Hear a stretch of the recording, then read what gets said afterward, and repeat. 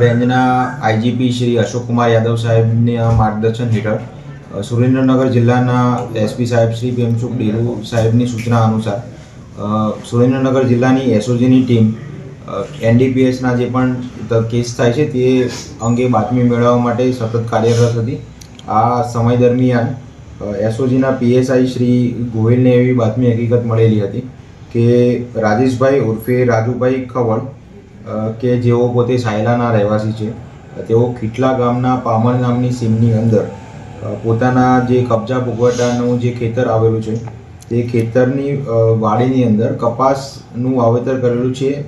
તેમ બતાવીને તેની આડમાં ગેરકાયદેસર રીતે કોઈપણ પ્રકારના પાસ કે પરમિટ વગર લીલા ગાંજાનું વાવેતર કરેલું હતું. આ બાતમી હકીકત મળ્યા બાદ એસઓજી દ્વારા તે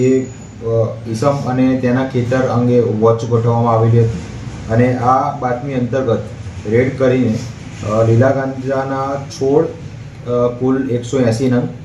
કે જેનું વજન 559 કિલોગ્રામ અને 700 ગ્રામ જેટલું થાય છે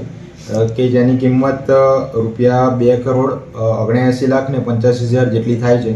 આ મુદ્દામાલ સાથે આરોપીને ઝડપી પાડવામાં આવેલો હતો અને આ આરોપીને ધોરણસર અટક કરીને દજાડા પોલીસ સ્ટેશન ખાતે ગુનો દાખલ કરવામાં આવેલો છે.